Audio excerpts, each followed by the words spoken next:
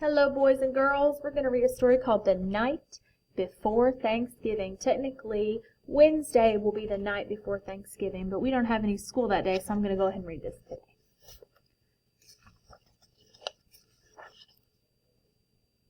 "'Twas the night before Thanksgiving, and all through the nation, families got ready for the big celebration.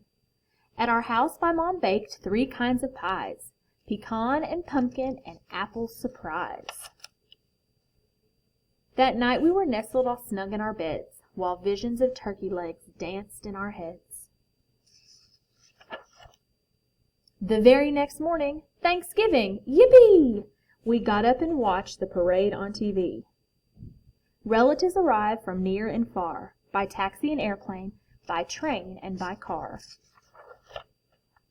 My brother came up the basement stairs, hugging the kids' table and folding chairs. We counted and polished our best silverware, then set the 2 tables with patience and care. The turkey went in, and as more cousins came, I laughed and I shouted and called them by name. Hi Danny, hi Donnie, hi Paula and Vicky, hi Casey, hi Kathy, hi Brenda and Ricky. Come in from the porch, step into the hall. Now come and play, come and play, come and play all. So up to my room my cousins they flew. We played with my toys and computer games too. We made pilgrim hats and funny shoe buckles, then put on a skit for aunts and for uncles. All were assembled except Uncle Norm, who called us to say he was stuck in a storm. Meanwhile my mother was getting out yams, cranberry jelly, and honey-baked hams. When Mom wasn't looking, we stuck olives on fingers, said they were puppets and grand opera singers. While dinner was cooking, we played dodgeball outside. Our tummies were growling. "Can we eat yet?" we cried. The timer then sounded, the turkey was cooked. Mom opened the oven, she sniffed and she looked. When what to our watering mouths should appear but a marvelous bird which caused us to cheer.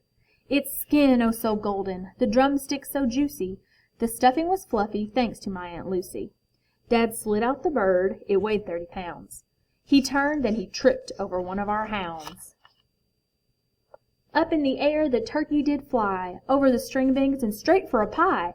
My brother and I made such a clatter as we leapt and we caught the bird on a platter.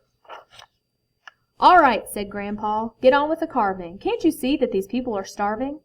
Dad spoke not a word but went straight to his work. He sliced up the turkey and then turned with a jerk. In front of our house we heard beeps of a horn. A trucker delivered, none other than Norm.